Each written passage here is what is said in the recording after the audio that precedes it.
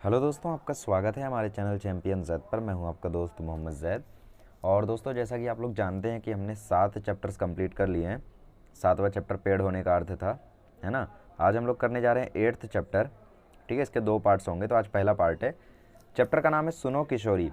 सुनो किशोरी का अर्थ यहाँ पे ये नहीं है कि भाई कोई किशोरी नाम की लड़की है और उसको या चैप्टर लिखा जा रहा है या फिर यह लेटर लिखा जा रहा है। ऐसा नहीं है। किशोरी का मतलब बेसिकली जब हम लोग किशोर अवस्था में जाते हैं, मतलब जब हम लोग टीनेजर बनते हैं ना, तो उस जो स्टेज है उसको किशोर अवस्था कहा जाता है ना। और उस स्टेज में जो होता है उसे हम लोग जैसे टीनेजर कहते हैं, वैसे हिंदी में किशोर कहते हैं अगर मेल है तो, और फीमेल है तो किशोरी कहते हैं, है ना। तो बेसिकली यहाँ पे आशा रानी वोहरा जी ने किशोर अवस्था में, ठीक है, जो भी किशोरियों को, किशोरी मतलब कौन, जो किशोर अवस्था में हो, है ना, फीमेल टीनेजर को संदेश दिया है यहाँ पे एक लेटर के द्वारा।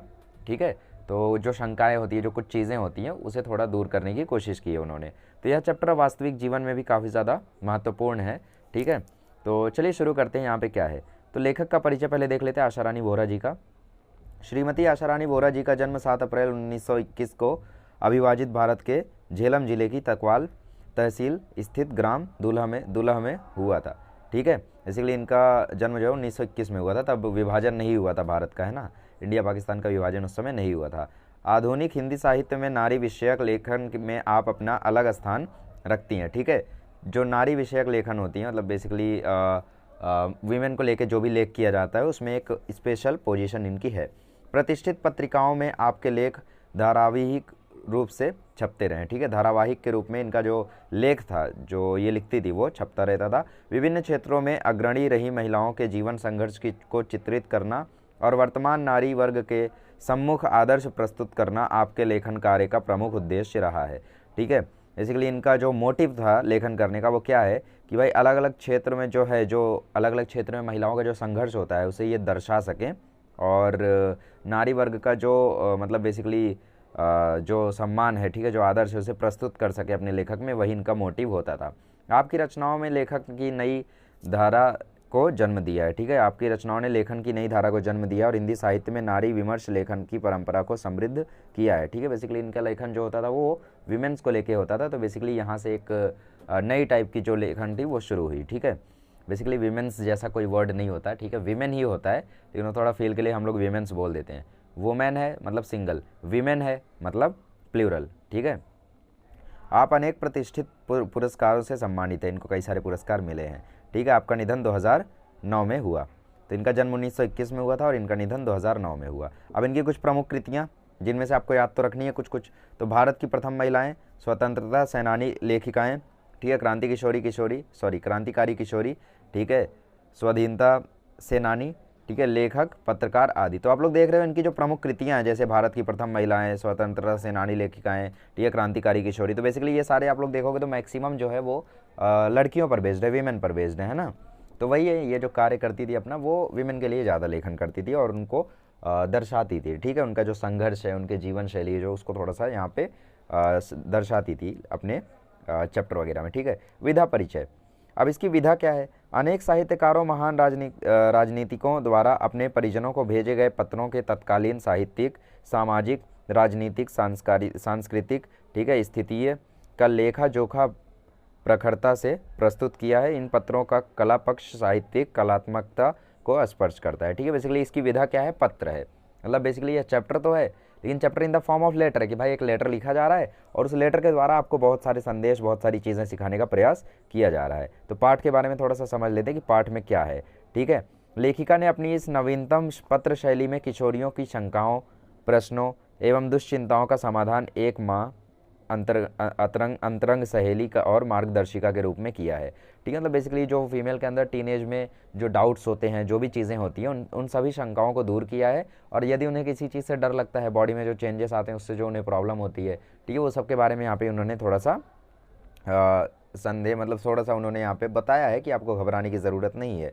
ठीक है, एक माँ के रूप में, एक सहेली के रूप में, एक मार्गदर्शिका के रूप में उन्होंने समझाया है। किशोरियों के हृदय में झंझकार मित्रवन उन्हें उचित अनुचित, करणीय अकरणीय का बोध कराया है। ठीक है, मतलब क्या उचित है, क्या अनुचित है, क्या सही है, क्या गलत है, इन सभी के बारे में उन्होंने समझाया है। ठीक है, हमारे देश की नई पीढ़ी पश्चिमी देशों से आ रहे मूल्यों और संस्कारों का अंधानुकरण, ठीक है, अंधानुकरण करती जा रही है। हमारे देश की संस्कृति और परंपराओं को कालबाह्य और त्याज्य मानकर उनकी अवहेलना की जा रही है। तो आप लोग देख ही रहे होगे यार, वेस्टर्न कल्चर जो है वो आज से ही नहीं, बहुत पहले से ही, पता नहीं क्यों भारत में ऐसी मतलब ट्रेडिशन सा बन गया कि भाई उन्हें वेस्टर्न कल्चर ही अपनाना आना है। ठीक है, किसी को कोई ड्रेस पहनी है, वेस्टर्न ड्रेस पहननी है। जैसे हमारे जो भारत की महिलाएं हैं उनका जो नॉर्मल ट्रेडिशनल ड्रेस है साड़ी, ठीक है, साड़ी में जो खूबसूरती आती है, एक वीमेन जितनी अच्छी साड़ी में लगती है उतनी अच्छी वो वेस्टर्न ड्रेस में नहीं लगती है। ठीक है, western dress is kind of vulgar thing. ठीक है, जहाँ तक मैं मानता हूँ। अब हर एक व्यक्ति की अपनी अपनी सोच होती है, लेकिन मैं पर्सनली यही मानता हूँ कि हमारी जो ट्रेडिशनल ड्रेस है वो बहुत बेस्ट है, बहुत बढ़िया है। अब इनमें वो वेस्टर्न कल्चर को अपनाना, उनके ड्रेसेस पहनना, ये क्या है, मतलब क्या चीज़ें हैं ये सब, है ना। तो मुझे ये सब सही नहीं लगता है, बट ठीक है जो भी है। तो यही वेस्टर्न कल्चर के कारण जो हमारा भारत का कल्चर है, ठीक है, हमारी जो भारत की परंपराएं हैं उनकी अवहेलना की जा रही है। अवहेलना मतलब उनका अपमान हो रहा है। ठीक है, आत्मनिर्भर हो जाने से युवक युवतियों का जीवन के प्रति बदला दृष्टिकोण, विवेकहीनता और जल्दबाजी में लिया जाने वाला निर्णय नई पीढ़ी का जीवन सौंदर्य नष्ट कर रहा है। ठीक है, जैसे आत्मनिर्भर होते हैं, आप अपने पैरों पे खड़े हो जाते हैं, तो आप अपने जीवन में बहुत सारे ऐसे डिसीजंस ले लेते हैं जिनके बारे में आपको पता नहीं होता कि यार ये डिसीजन सही होगा गलत होगा। तो ऑब्वियसली ज़्यादातर चांस यही होता है कि आप डिसीजन गलत ही लोगे, क्योंकि आपको उस चीज़ का एक्सपीरियंस नहीं है ना। माँ बाप की सुनते नहीं है कई लोग, तो यही होता है फिर उसमें। तो इसके कारण जो आने वाली पीढ़ी है उनकी जो जीवन सौंदर्य उसको नष्ट हो जाती है। ठीक है, अच्छा, लेखिका के अनुसार नए मूल्यों को भारतीय संस्कृति, परंपराओं और संस्कारों की भूमि पर उतार कर स्वीकारना होगा। ठीक है, तो लेखिका बोलती है कि हमें कुछ नई चीज़ें करनी होंगी और अपनी भारतीय सांस्कृतिक परंपराओं और संस्कारों की भूमि पर उतार कर स्वीकारना होगा। ठीक है, मतलब बेसिकली हमें अपने ट्रेडिशन के साथ कुछ कुछ चीज़ें मिक्स करके आगे बढ़ना होगा। चलो ठीक है, अभी हम लोग चैप्टर की शुरुआत करते हैं, तो थोड़ा टाइम लग जाता है गैस वो सब पढ़ने में, सो नेवर माइंड। ठीक है, तो 30 मिनट का होगा ये पार्ट और 30 मिनट का नेक्स्ट पार्ट। चलिए, चैप्टर शुरू होता है। सुनो सुगंधा, तुम्हारा पत्र पाकर खुशी हुई, तुमने दो तरफा अधिकार की बात उठाई है, वह पसंद आई। बेशक जहाँ जिस बात से तुम्हारी असहमति हो वहाँ तुम्हें अपनी बात मुझे समझाने का पूरा अधिकार है। मुझे खुशी ही होगी तुम्हारे इस अधिकार प्रयोग पर। ठीक है, बेसिकली सुगंधा नाम है, ठीक है, जिनको यह पत्र लिख रही हैं। तो यह कह रही हैं कि तुम्हारा पत्र पाकर खुशी हुई, तुमने दो तरफा अधिकार की बात उठाई है। ठीक है, दो तरफा अधिकार मतलब आप समझते हो ना, दोनों तरफ जो अधिकार जताने की कोशिश करते हैं, वो पसंद आई इन्हें। ठीक है, अब किस बारे में बात हो रही है वो तो हमें आगे पढ़ के समझ में आएगा ना। बेशक जहाँ जिस बात पर तुम्हारी असहमति है वहाँ तुम्हें अपनी बात रखने का पूरा अधिकार है। ठीक है, मतलब बेसिकली जैसे आप अगर मेरी बात से एग्री नहीं करते हो, जैसे मैंने अभी जो वेस्टर्न कल्चर वाली बात बोली, हो सकता है आप उस चीज़ पर एग्री ना करो। ठीक है, तो आप ज़रूर मुझे कुछ ना कुछ समझाओगे और आपको पूरा अधिकार है कि आप मुझे समझाओ। ठीक है, मुझे खुशी ही होगी तुम्हारे इस अधिकार प्रयोग पर। ठीक है, बेसिकली आप जब मुझे समझाओगे और समझाने में सफल हो जाओगे तो मुझे खुशी होगी कि हाँ यार आप बड़े हो रहे हो, है ना। इससे राह खुलेगी और खुलती ही जाएगी। ठीक है, इससे आप जो होगे मतलब वो थोड़े फ्रैंक होगे, इससे और रास्ते मिलेंगे और मिलते ही जाएंगे। ठीक है, जहाँ कहीं कुछ रुकती दिखाई देगी वहाँ भी परस्पर आदान प्रदान से राह निकाल ली जाएगी, है ना। मतलब बेसिकली हम मिलजुल कर इधर उधर से कहीं से भी राह निकाल लेंगे। अपनी अपनी बात कहने सुनने में बंधन या संकोच कैसा, अपनी अपनी बात कहनी है तो इसमें बंधन मतलब बेसिकली प्रेशर क्यों फील करना। ठीक है, मतलब बेसिकली इसमें डरना क्यों, घबराना क्यों, जो बात है उसको फ्रीली बोलो आप एक दूसरे से। मैंने तो अधिकार की बात यूँ पूछी थी कि मैं उस बेटी की माँ हूँ जो जीवन में ऊंचा उठने के लिए बड़े ऊंचे सपने देखा करती है। ठीक है, आकाश में अपने छोटे छोटे डैनों को चौड़ा फैलाकर। ठीक है, डैनो मतलब बेसिकली पंख होता है। ठीक है, तो बेसिकली इन्होंने कुछ अधिकार की बात पूछी थी और वो इसलिए पूछी थी क्योंकि ये उस बेटी की माँ है जो जीवन में ऊंचा उठने के लिए बड़े ऊंचे सपने देखा करती है। ठीक है, और वो अपने आकाश में अपने छोटे छोटे पंखों को चौड़े फैलाकर उड़ना चाहती है। ठीक है, अब किस बारे में बात हो रही है पढ़ते हैं, देखते हैं क्या बात हो रही है। धरती से बहुत ऊंचाई में फैले इन डैनों को यथार्थ से दूर समझकर भी मैंने काटना नहीं चाहती। ठीक है, मतलब बेसिकली ये ऐसा नहीं चाहती कि भाई ये जो पंखों से वो उड़ना चाहती है वो इसको काटना नहीं चाहती। मतलब बेसिकली अब ये पंख और आकाश की बात नहीं हो रही है, ये बात हो रही है आकाश में उड़ना मतलब जीवन में सफल होना। पंख मतलब होता है सोर्स।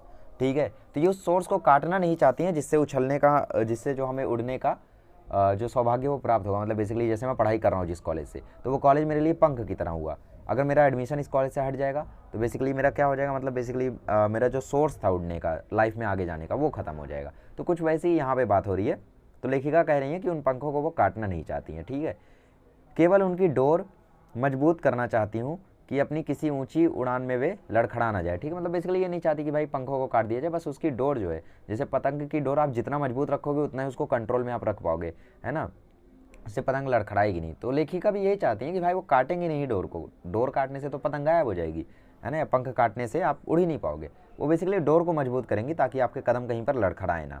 इसलिए कहना चाहती हूँ कि उड़ो बेटी उड़ो, पर धरती पर निगाह रख कर, कहीं ऐसा ना हो कि धरती से जुड़ी डोर कट जाए और किसी अनजाने अवांछित, ठीक है, स्थल पर गिरकर डैन छत विछत हो जाए। मतलब बेसिकली कहती हैं उड़ो बेटी, ठीक है, धरती उड़ो, लेकिन धरती पर देख कर उड़ो। कहीं ऐसा ना हो कि तुम धरती पर ध्यान ही ना दो और धरती से कोई तुम्हारे पंख काट दे, कोई डोर काट दे, जिससे तुम ऐसी जगह पर पहुंच जाओ जहाँ पे मतलब तुम्हारे पंख वगैरह सब कुछ खत्म हो जाए, मतलब बेसिकली तुम्हारी सारी सोर्सेज खत्म हो जाए, तुम्हारी लाइफ बर्बाद ना हो जाए। मतलब बेसिकली इससे लेखिका ये कहना चाहती है कि तुम अपना जीवन जियो, लेकिन जीवन में जीते समय कुछ बातों का आप ध्यान भी रखो, कहीं ऐसा ना हो जाए कि आप बर्बाद हो जाओ। ठीक है, वो किस बारे में हो रही है देखते हैं। ऐसा नहीं होगा क्योंकि तुम एक समझदार लड़की हो, ठीक है, ऐसा नहीं होगा, वो मानती है, क्योंकि वो एक समझदार लड़की है। फिर भी सावधानी तो अपेक्षित है। बिल्कुल यार, समझदारों से भी गलती होती है, तो सावधानी अपेक्षित है। ठीक है, अपेक्षित मतलब सावधानी बरतने की ज़रूरत है। ठीक है, यह सावधानी का ही संकेत है कि निगाह धरती पर रखकर उड़ान भरी जाए। ठीक है, मतलब बेसिकली निगाह जो है वो धरती पर रखना क्या है, एक सावधानी है, वार्निंग है, मतलब बेसिकली सतर्कता है, सतर्क रहना, है ना। उस धरती पर जो तुम्हारा आधार है, बेसिकली वो धरती क्या है, इनका बेस है। ठीक है, उसमें तुम्हारे परिवेश का, तुम्हारे संस्कार का, तुम्हारी संस्कृति परंपरा का, तुम्हारी सामर्थ्य का भी आधार जुड़ा होना चाहिए। ठीक है, मतलब बेसिकली इनका जो संस्कार वगैरह है उन सबको इन्हें भूलना नहीं चाहिए। ठीक है, उसको भी अपने साथ जोड़े रखना चाहिए। हमें पुरानी जर्जर रूढ़ियों को तोड़ना है, अच्छी परंपराओं को नहीं। ठीक है, जर्जर रूढ़ियाँ मतलब बेसिकली ऐसे कल्चर्स, ऐसे रिचुअल्स जो गड़बड़ होते थे, जैसे एक सती प्रथा थी, ठीक है, तो उन्हें हमने तोड़ दिया, उन्हें हमने ख़त्म कर दिया। बट अच्छी परंपराओं को कभी हमने ख़त्म किया ना। हम आज भी दिवाली मनाते हैं, आज भी होली मनाते हैं, आज भी हम धूमधाम से मनाते हैं सब कुछ, है ना। तो बेसिकली जो अच्छे कल्चर्स है वो नहीं खत्म होने चाहिए, है ना। अच्छे कल्चर इन द सेंस मतलब बेसिकली आधुनिकता अपनाने के चक्कर में आप अपना कल्चर ना भूल जाओ, वो नहीं करना चाहिए हमें। ठीक है, परंपरा और रूढ़ी का अर्थ समझती हो ना तुम, नहीं? तो इस अंतर को समझने के लिए अपने सांस्कृतिक आधार, ठीक है, परंपरा और रूढ़ी में क्या फ़र्क होता है। रूढ़ी मतलब होते हैं ऐसे रिचुअल्स जो हार्मफुल हो, जो बेकार हो, बकवास हो, दकियानुसी हो। ठीक है, परंपरा मतलब ट्रेडिशंस, अच्छी चीज़ें। ठीक है, लेकिन फिर भी लेखिका ने अपने शब्दों में समझाया है आगे, तो देखो क्या समझाया इन्होंने।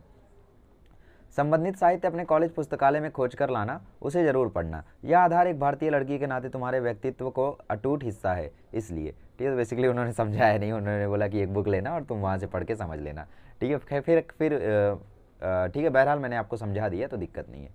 बदले वक्त के साथ बदलते समय के नए मूल्यों को भी पहचान कर हमें अपनाना है, पर यहाँ पहचान शब्द को रेखांकित करो। ठीक है, बदलते समय के साथ हमें क्या करना है, नए मूल्यों को अपनाना है, लेकिन हमें अपनी पहचान को नहीं भूलना है। बिना समझे, बिना पहचाने कुछ भी नया अपनाने से लाभ के बजाय हानि उठानी पड़ सकती है। ठीक है, पहचान शब्द देखो, पहचान शब्द मतलब बेसिकली पहचानने जैसा नहीं था।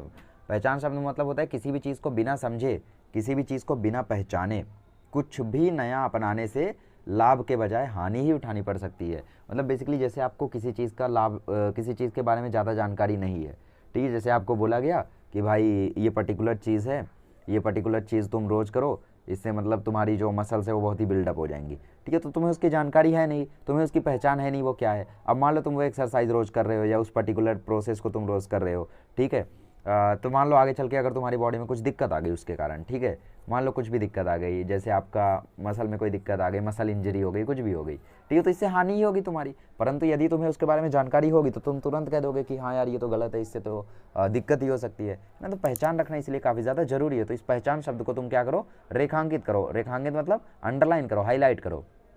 ठीक है, अच्छा आगे क्या लिखा है, पश्चिमी दुनिया का हर मूल्य हमारे नए मूल्यों का पर्याय नहीं हो सकता।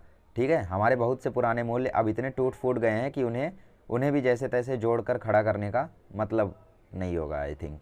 ठीक है, मतलब अपने आधार को कमज़ोर करना। मतलब बेसिकली लेखिका यहाँ पे यह कह रही है कि पश्चिमी दुनिया, ठीक है, वेस्टर्न कल्चर जो है, ठीक है, उनका मूल्य हमारे नए मूल्यों के पर्याय नहीं हो सकता। ठीक है, हमारा जो नया मूल्य है वो उतना जो मतलब कैसे ना हम लोग कि उनके लिए उतना कंप्लीट नहीं हो सकता। ठीक है, उतना रिप्लेसफुल नहीं हो सकता, मतलब बेसिकली उनको पूरी तरीके से रिप्लेस कर दे, ऐसा नहीं हो सकता।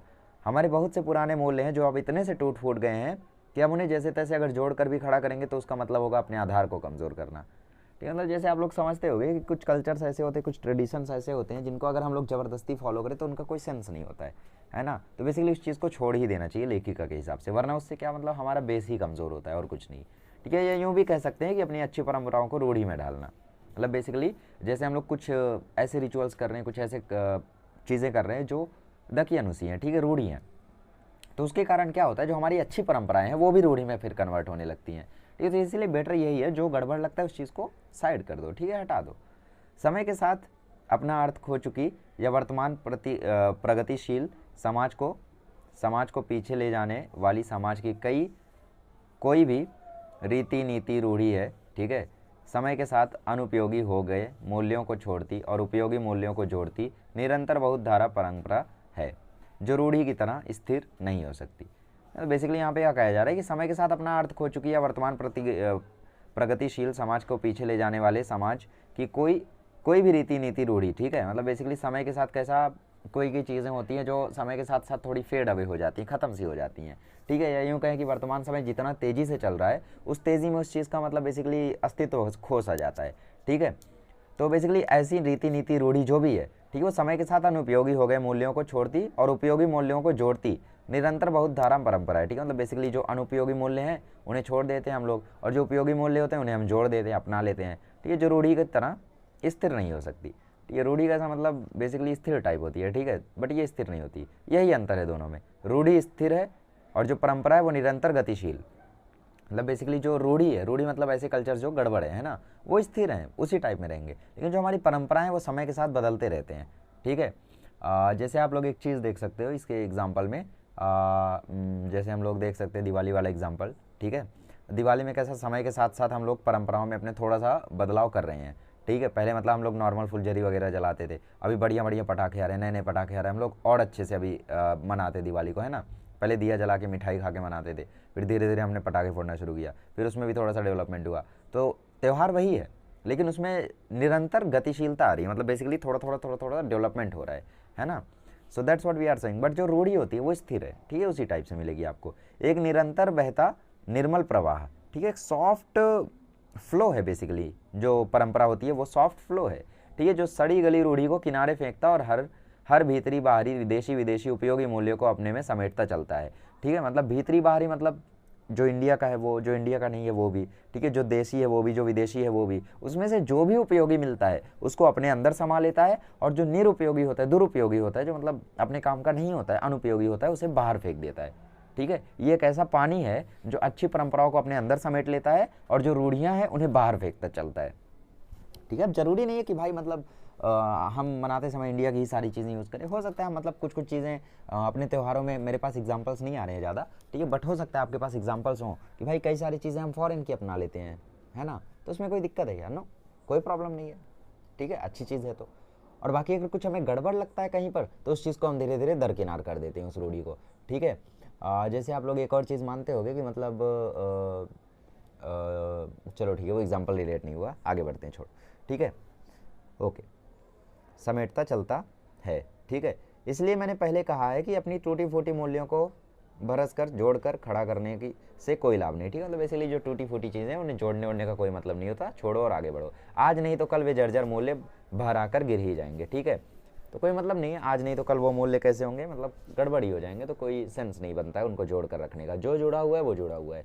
जैसे आप लोग इस चीज़ को ऐसे रिलेट कर सकते हो कि जैसे लाइफ में आपको कोई चीज़ एक है जो पसंद नहीं आ रही है, ठीक है, तो उस चीज़ को ज़बरदस्ती करने का फिर मतलब नहीं है। जैसे मान लो मैं वीडियोस बना रहा हूँ, ठीक है, मान लो एक मोमेंट ऐसा आया जब मेरा मन किया यार वीडियोस क्या बनाना, फिर मैं ज़बरदस्ती करके वीडियो बनाऊंगा तो वो मज़ा नहीं आएगा, है ना। तो बेसिकली इस चीज़ को करने का कोई सेंस नहीं होता है ज़बरदस्ती। तो बेसिकली वहाँ पे क्या बेस्ट होगा कि मुझे छोड़ ही देना चाहिए, टेंशन मतलब ऐसा नहीं होगा, ठीक है, बट एग्जाम्पल था। इसी तरह पश्चिमी मूल्य भी जो हमारी धरती के अनुकूल नहीं है, ज्यों के त्यों यहाँ नहीं उगाए जा सकते, ठीक है। मतलब बेसिकली जो हमारे लिए अच्छे नहीं हैं उनको हम यहाँ पे उगा नहीं सकते, आगे नहीं बढ़ा सकते, ठीक है। उगाएंगे तो वो पौधे फलीभूत नहीं होंगे, ठीक है। मतलब बेसिकली वो पौधों से फल नहीं आएगा, ये कोई सेंस नहीं है। होंगे तो जल्दी झड़ जाएंगे, फल वल अगर आया भी, पत्ते वत्ते अगर आए भी उस पौधे में तो जल्दी झड़ जाएंगे, वे फल हमारे किसी काम के नहीं होंगे, ठीक है, फल वगैरह हमारे किसी काम के नहीं होंगे। मुझे लगता है पत्र का यह अंश आज तुम्हारे लिए कुछ भारी हो गया। बेहतर है अपनी संस्कृति व परंपरा को ठीक से समझने के लिए फुर्सत के समय इससे संबंधित साहित्य पढ़ना, इसलिए कि यह बुनियादी जानकारी हर भारतीय लड़की के लिए ज़रूरी है, जिससे वह अपनी धरती, अपनी जड़ों को अच्छी तरह पहचान सके। मतलब बेसिकली अब लेखिका कह रही है कि शायद ये जो अंश है, ये पार्ट है, ठीक है, पत्र का यह वाला जो पार्ट है तुम्हारे लिए थोड़ा सा बाहरी हो गया, तो बेहतर यही है कि भाई अपनी संस्कृति और परंपरा के लिए तुम कोई बुक रीड कर लेना लाइब्रेरी से, ठीक है, साहित्य पढ़ लेना, लिटरेचर पढ़ लेना, इसलिए क्योंकि यह बुनियादी जानकारी जो होती है वो हर एक लड़की को होनी चाहिए। बुनियादी जानकारी मतलब जो एक बेस पॉइंट होता है ना, ये जानकारी, बेस इन्फॉर्मेशन, बेसिक इन्फॉर्मेशन।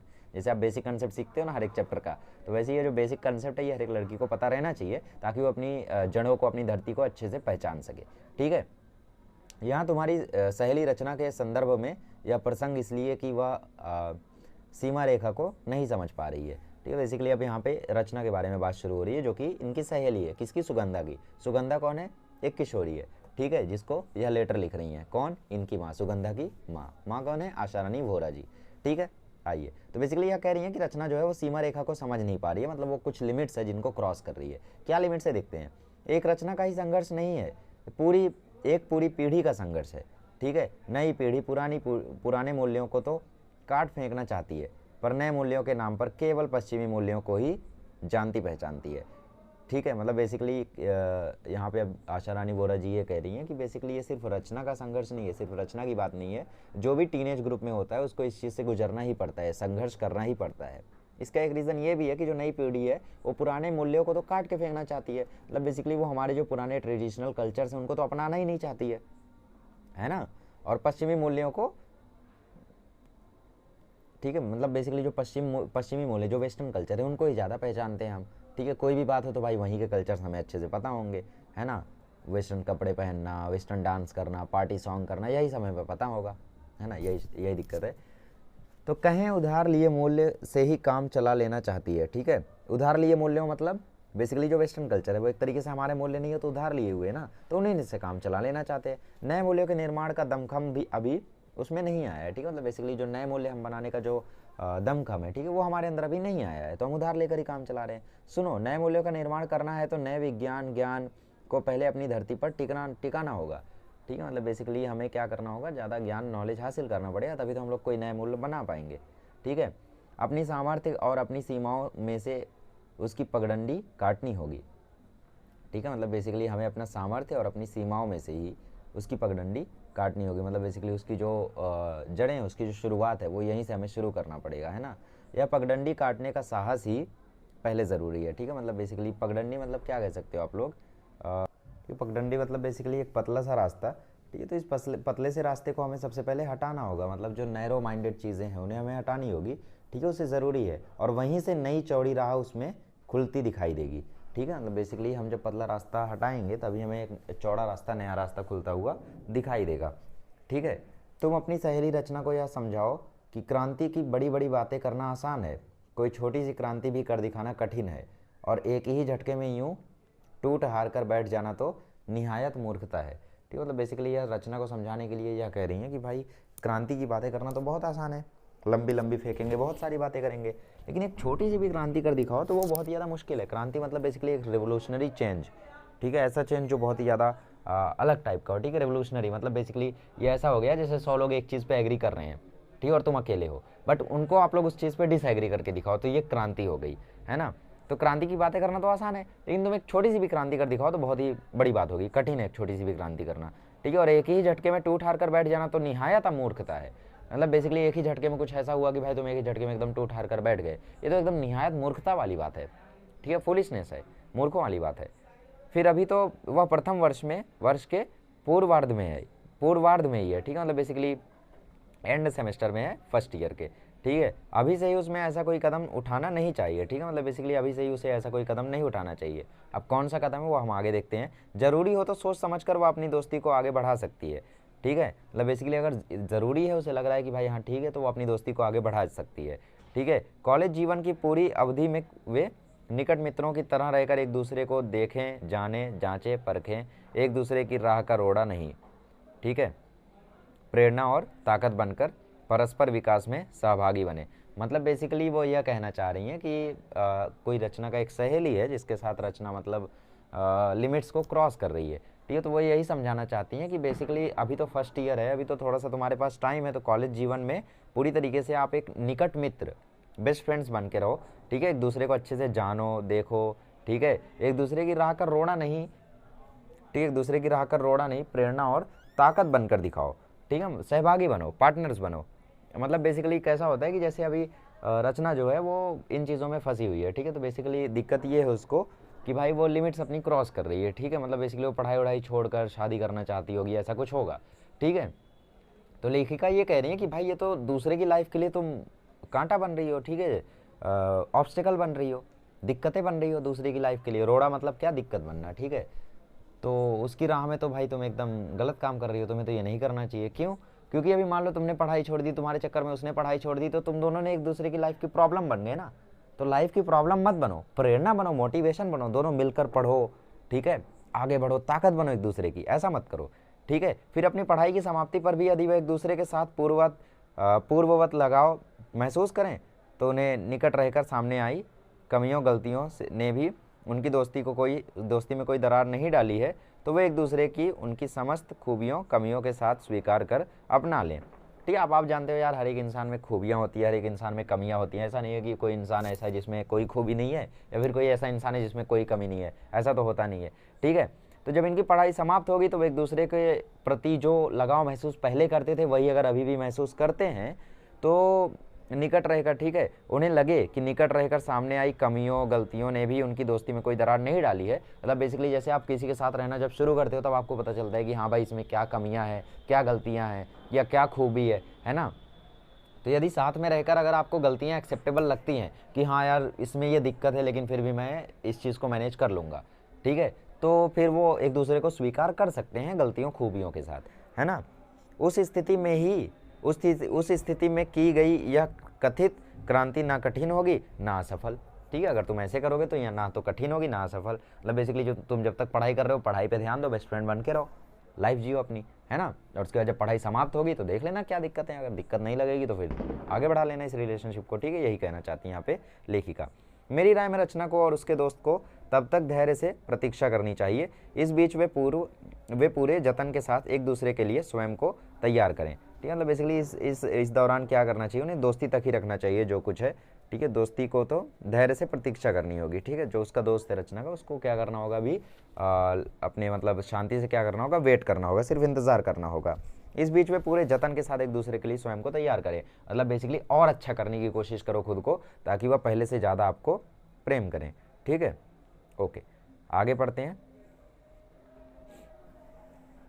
बिना तैयारी में जल्दबाजी में पढ़ाई के बीच शादी का निर्णय लेना केवल बेवकूफ़ी ही कही जा सकती है, क्रांति नहीं, ठीक है। मतलब बेसिकली ना कोई तैयारी है, ना तुम अभी अच्छे से उसे जानते हो, क्या पता तुम्हें फर्स्ट मोमेंट में वो तुम्हें अच्छा लग गया हो, ठीक है। हो सकता है कुछ दिक्कत हो उसमें, साथ में रहो, थोड़ा उसको जानो परखो, ठीक है। हो सकता है वह लगाव आप महसूस ना करो कुछ समय बाद, तो वह तो दिक्कत हो जाएगी ना, क्योंकि एक बार आपने शादी कर दी तो फिर उस बंधन से आप टूट नहीं सकते इतना आसानी से, है ना।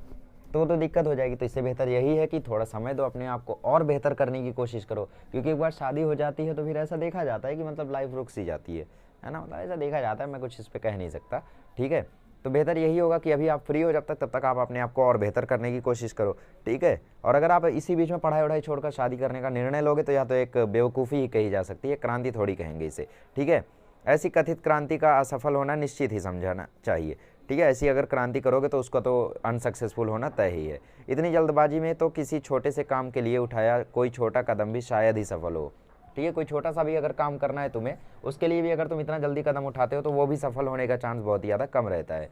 और यह तो ज़िंदगी का अहम फैसला है, ठीक है। और फिर तुम जो करने जा रही हो वो तो लाइफ का बहुत ही ज़्यादा अहम फैसला है, ठीक है। तो इसके लिए तो तुम्हें समय लेना ही होगा।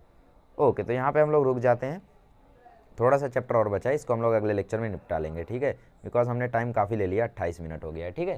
तो चलो फिर मिलते हैं हम लोग अगले लेक्चर में, और क्या कहा लेखिका ने वो जानने के लिए आपको देखना पड़ेगा पार्ट 2।